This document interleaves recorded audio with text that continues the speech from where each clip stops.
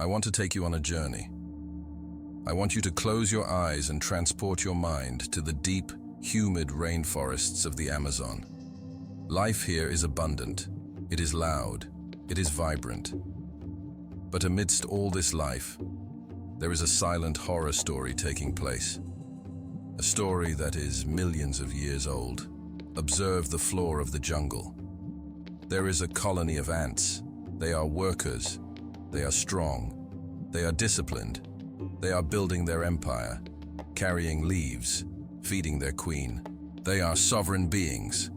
But look closer at one specific ant. Just one. It looks normal. It walks like the others. It works like the others. But inside, it is no longer the pilot of its own body. A microscopic spore, a fungus called Cordyceps, has landed on its shell. It has drilled a hole through the armor. It has entered the bloodstream, and now it is growing towards the brain. It does not kill the ant. That would be a waste. Instead, it releases a chemical cocktail that hijacks the ant's nervous system. It takes the controls. Suddenly, the ant stops working for the colony. It stops eating. It stops sleeping. It feels a strange, irresistible compulsion to leave its family, to climb. It climbs up a stem, higher and higher, away from the safety of the ground. It finds a leaf exactly 25 centimeters above the soil, where the humidity is perfect for the fungus to grow. And then, the ant bites down on the vein of the leaf. It locks its jaw, a death grip. It cannot let go. And there, the ant dies, not for itself, but to become food, to become a launching pad for the fungus to burst out of its head and spread its spores to the rest of the family below. The ant thought it was making its own choices. I want to climb. I want to bite this leaf. But it was never the ant's desire. It was the parasite's desire, disguised as the ant's will. Now, open your eyes. Look at your life. Look at the decisions you have made in the last year. Look at the exhaustion in your body. Look at the projects you are working on, the debts you are paying, the emotional heavy lifting you are doing. Are you sure? Are you absolutely sure that you are the one climbing the stem? Or is there someone in your life, a partner, a friend, a family member, who has quietly hijacked your nervous system? Someone who whispers in your ear, and you mistake their voice for your own thoughts. I should help them. I should pay for this. I should apologize. I should stay, even though it hurts. This is not love. This is infection. We are not talking about toxic people who yell and scream. Those are easy to spot. You can run from a tiger. We are talking about the hidden parasite, the one who enters softly, the one who wraps around your spine, the one who makes you feel comfortable while they slowly digest your light. They do not want to kill you. If you die, they starve. They want to keep you alive but weak. Alive enough to work, but too tired to leave. Alive enough to give, but too confused to ask for anything back. If you have ever felt like you are living someone else's life, if you have ever felt drained in the presence of a loved one, but you cannot explain why, then you are the ant, and the spore is already in the brain. Today, we are going to perform surgery. We are going to put your relationships under the microscope. We are going to reveal the 3 biological signs of a human parasite. We are going to find where the jaw is locked, and we are going to pry it open. Ami tuofo. Welcome back to the path. This topic is not easy. It requires a strong stomach to look at the truth of how we are being used. Many people prefer the comfort of the infection because the cure requires change.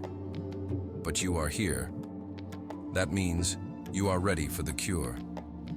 If you value your sovereignty, if you are ready to reclaim the pilot seat of your own mind, then establish your presence here. Leave a like on this video. Consider it a signal flare. A signal that says, I am awake, I am watching, Subscribe if you wish to strengthen your immune system against the invisible threats of this world. Now, let us look at the first sign, the sign of the chameleon. How does a parasite enter a fortress without setting off the alarm? It does not break down the door. It wears the uniform of the guards. In nature, we call this aggressive mimicry. There are spiders that look exactly like ants, so they can walk into the colony and eat the eggs. There are fireflies that flash the mating signal of a different species to lure the males in and devour them. In the human world, the parasite uses a psychological version of this. Sign number 1 is the perfect mirror. Be very careful of the person who is too much like you. You meet them, and suddenly, it feels like magic. You like ancient history. I love ancient history. You had a difficult childhood. Me too, exactly the same story. You hate loud parties. I prefer quiet nights too. They listen to your words with an intensity that feels like love. They stare into your eyes. You think, finally, my soulmate, my twin flame, someone who understands me. But they are not understanding you. They are scanning you. They are downloading your personality file so they can replicate it. They are holding up a mirror to your ego. And because we all love ourselves, we fall in love with the reflection. This is not connection. This is camouflage. A healthy relationship, a relationship between two sovereign beings, has friction. It has edges. I like this movie. Really, I didn't like it. I want to go left. I prefer to go right. That friction creates a spark. That is real. The parasite has no self. They are empty inside. They are a vacuum. To survive, they must become you. They adopt your hobbies. They adopt your style of dress. They adopt your vocabulary. Why? Because if they look like you will lower the drawbridge. You will invite them into the sanctuary. And once they are inside, once the hook is set, the mirror cracks. Observe the speed of intimacy. Parasites move fast. They want to move in with you in 2 weeks. They want to start a business in 1 month. They want to share bank accounts immediately. They rush the process because they know they cannot keep up the act of the perfect mirror for long. It is exhausting to wear a mask. They need to lock you down, like the ant biting the leaf, before you notice the paint is peeling off. Here is the test, the litmus test for the mirror. If you suspect you are dealing with a chameleon, do this. Disrupt the reflection. Disagree with them. Suddenly, if they say, "I love this song," you say, "Actually, I find it annoying." If they say, "We should stay home," you say, "No, I feel like going out." Watch their reaction. A normal friend will say, "Okay, that's fine. We can do different things." A parasite will glitch. They will panic. They might get angry. Or, and this is the most common, they will instantly change their opinion to match yours again. "Oh yeah, actually now that I listen to it, it is annoying. You are right." They have no spine. They have no center. They are fluid. They are designed to wrap around you. Do not mistake sameness for compatibility. Compatibility is two different instruments playing a harmony. Sameness is an echo. And if you are living in an echo chamber, you are all alone. You are just feeding a ghost that wears your face. But the mirror is just the entry point.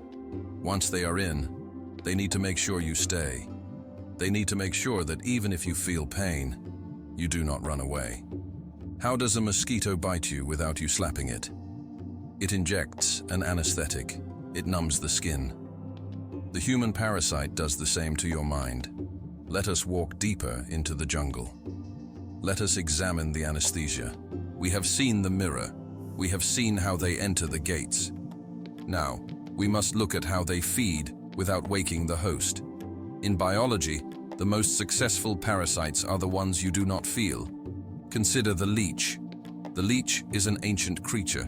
When it attaches to your skin in a river, it does not hurt. Why? Because before it bites, it secretes a powerful saliva. This saliva contains two things: an anticoagulant to keep the blood flowing, and an anesthetic to numb the nerves. You can have 3 leeches on your leg and feel absolutely nothing. You only realize you have been drained when you step out of the water and see the blood running down your ankle. The human parasite operates with the exact same mechanism. Sign number 2 is the slow numbing, or, as we call it in psychology, the normalization of disrespect. It does not happen overnight. If someone punched you in the face on the first date, you would leave. That is pain without anesthesia. The parasite is subtle.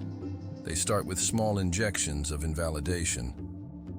Oh, are you really going to wear that? You are too sensitive. I was just joking. You have no sense of humor. Why are you making a big deal out of nothing? Listen to these phrases carefully.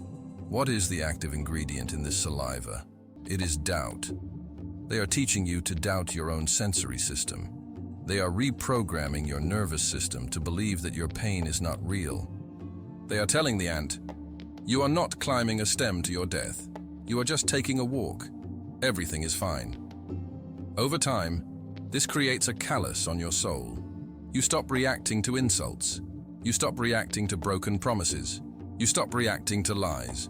You become numb. And the parasite loves a numb host. A numb host does not fight back.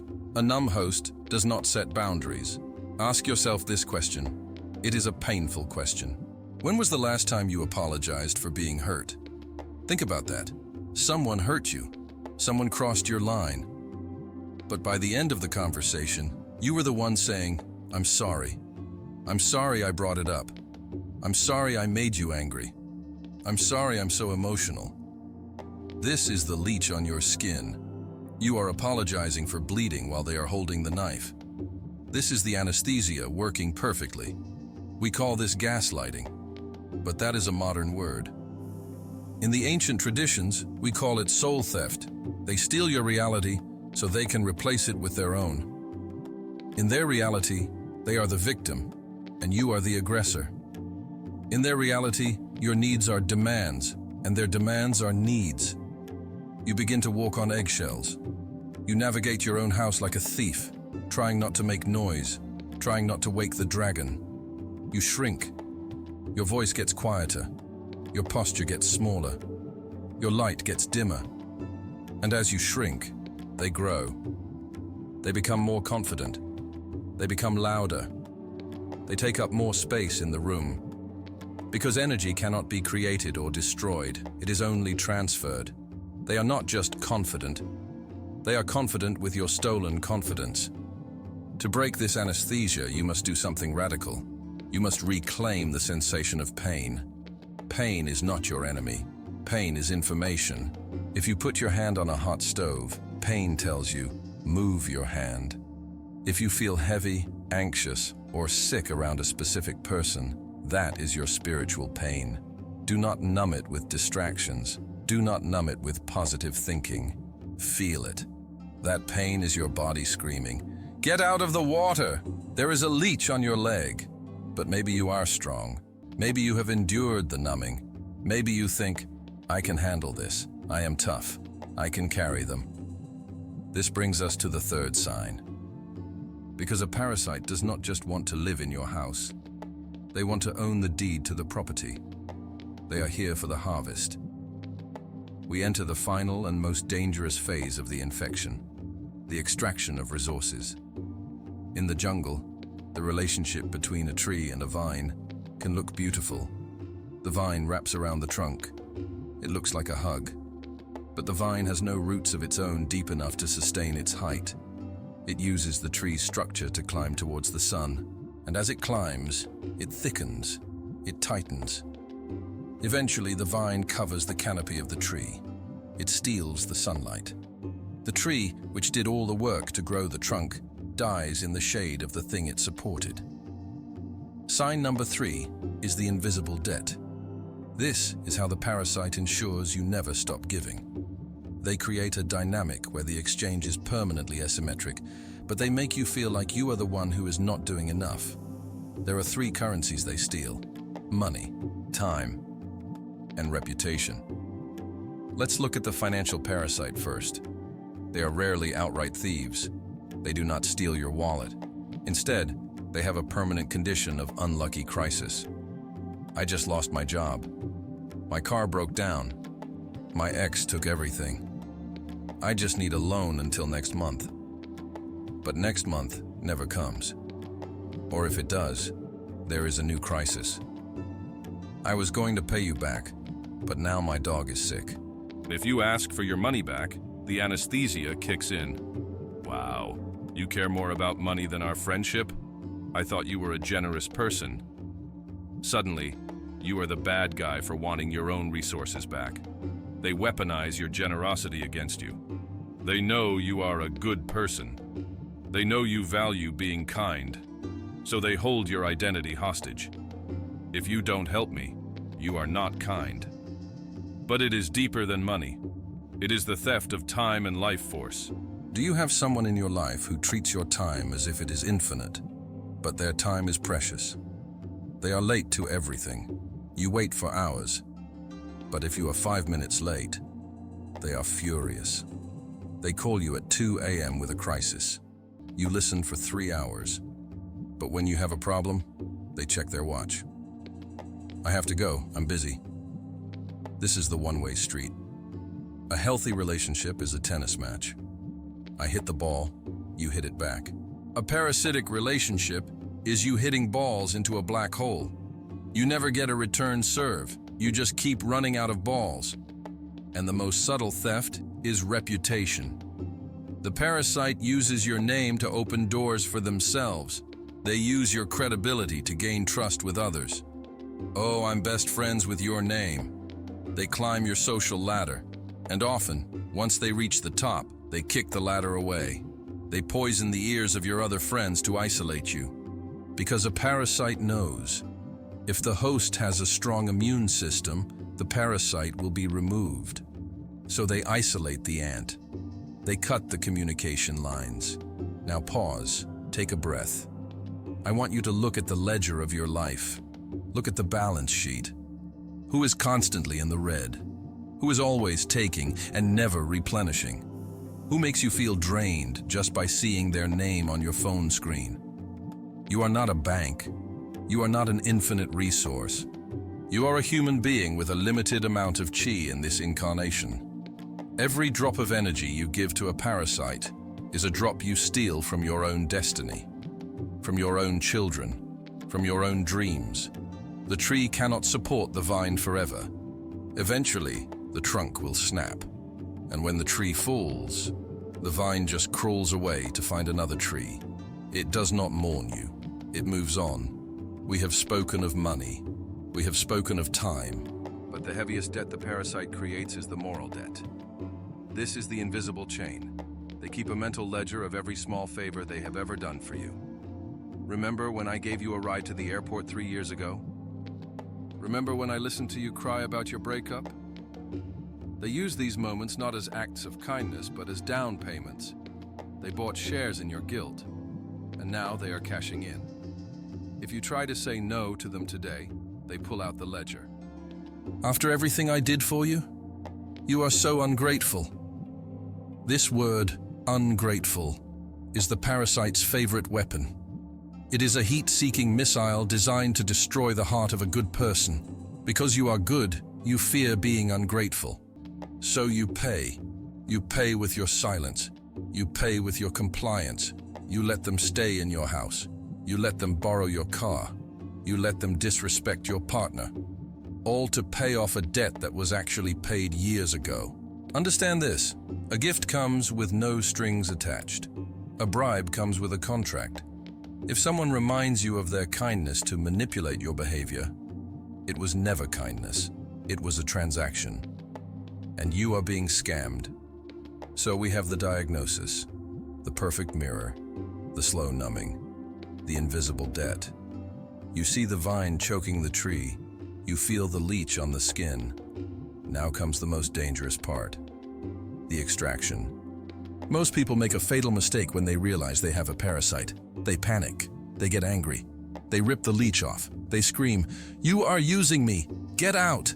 Do not do this. If you rip a tick out of your skin with force, the head stays buried inside and causes an infection.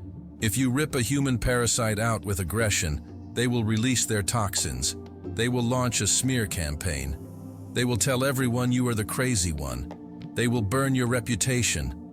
They will destroy your files. They will hurt you before they leave. You do not fight a parasite. You cannot negotiate with a parasite. You must starve the parasite. A parasite stays because the host is a good source of food. If the food stops, the parasite leaves on its own accord to find a new host. So, we are not going to attack. We are going to change the nutritional value of your blood. We are going to become inedible. Step 1. The information diet. Parasites feed on information. They need to know your fears to manipulate you. They need to know your dreams to mirror you. They need to know your schedule to ambush you. Stop feeding them data. When they ask, "How was your day?" Old you. "Oh, it was terrible. My boss said this, and I'm worried about money." New you. "It was fine." Routine. When they ask, "What are you planning for the future?" New you. "I'm still thinking about it." You become vague. You become boring. You become a gray rock. You are still polite. You are still there, but there is no juice in the fruit. Watch them get frustrated. Watch them poke you. You've changed. You're so quiet. Do not react. Stay boring. Without information, they cannot mimic you. Without mimicry, the mirror breaks. Step 2. The resource tourniquet. Now we cut the physical supply. This requires nerves of steel. They will come to you with a crisis. "I need $500 or I'll lose my apartment." Your instinct is to save them. Stop. You are not saving them. You are enabling their dependency. You are feeding the fungus. You must use the broken record technique. I cannot help you with that. But I'll be homeless. I understand it is difficult, but I cannot help you with that. You are so selfish. I understand you are upset, but I cannot help you with that. No explanations. No, because I don't have money. If you give a reason, they will argue with the reason. "Oh, but you have savings." Just say, "I cannot." But it is a wall. It is smooth. There's nothing for them to grab onto. Let us apply this to the office. You have a colleague who steals your ideas or dumps their work on you. They say, "Hey, can you just finish this report for me? I'm so swamped and you are so good at it." They are using flattery to extract your labor. If you say no angrily, they will tell the boss you are not a team player. So we starve them with transparency. I would love to help. Please send me an email with the request and copy our manager so I can get approval to prioritize your task over my current projects. Watch how fast they disappear. A parasite hates light. They hate paper trails. By asking to copy the manager, you are turning on the lights in the kitchen. The roach will scurry away. "Oh, never mind. I'll do it myself." This is harder. This is the blood tie. Perhaps it is a parent who lives through you, or a sibling who refuses to grow up. They use the guilt button installed in your childhood. Here, the starvation is emotional. They will try to trigger you. They will pick a fight. They will criticize your life choices. They want you to explode. They want you to cry. Why? Because your tears are energy. Your anger is energy. If you are screaming at them, you are still engaged with them. You must learn the art of disappointing people. We are trained to be people pleasers. Or to be free, you must be willing to be the bad guy in their story. Let them think you are cold. Let them tell the rest of the family you have changed. Let them be disappointed. Disappointment is the price of your freedom. If you continue to satisfy them, you will consume yourself. Would you rather be good and dead, or bad and free? The ant must stop climbing the stem, even if the colony gets angry. But there is one final danger. When you start starving the beast, when you stop the money, the time, and the emotion, the parasite will sense that the host is waking up. They will not leave quietly. They will launch an extinction burst. They will try one last, desperate attempt to rehook you. They might propose marriage. They might announce a pregnancy. They might have a medical emergency. They will increase the dosage of the drug. You must be prepared for this, and you must be prepared for what happens after they leave. Because when the parasite is gone, you will feel a hole, you will feel withdrawal, you might even miss them. This brings us to the final stage of the surgery, the detox, the cleaning of the wound. Because getting them out of your house is step 1, getting them out of your nervous system is step 2.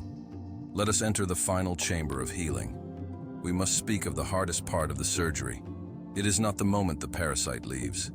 It is the silence that comes after. When you finally cut the cord, when you finally starve the beast and they leave to find a new victim, you expect to feel happy. You expect to feel free immediately. But often, you do not. You feel empty. You feel cold. You might even feel a desperate urge to call them back. This is not love. This is withdrawal. You must understand the chemistry of a parasitic relationship. The parasite did not just take, they also gave. They gave you intense highs, followed by intense lows. This created an addiction in your brain to intermittent reinforcement. You became addicted to the struggle. You became addicted to trying to fix them. Your nervous system was running on adrenaline and cortisol for years. Now that they are gone, the adrenaline drops. The house is quiet. The drama is over. And your brain screams, "Where is the stimulation? Where is the chaos?" Do not mistake this silence for loneliness. This silence is sanctuary. But because you have lived in a war zone for so long, peace feels boring. Peace feels terrifying. You feel the phantom limb. You reach out to text them, but they are not there. You see a funny meme and you want to send it to them, and then you remember, oh, we are no longer speaking. This is the danger zone. This is when most people relapse. They break the no-contact rule just to feel something. You must hold the line. You must sit in the empty room and let the silence wash over you. You are detoxing from a drug. The shaking will stop. The craving will pass. But you must flush the toxins out of your system. Energy is sticky. Even if the person is gone physically, their energetic residue is still in your house. It is still in your objects. It is still in your digital space. To be truly free, you must perform a ritual of clearing. Step 1. The artifact purge. Look around your room. Do you see gifts they gave you? Do you see clothes they liked on you? Do you see objects that carry the memory of the debt? These objects are anchors.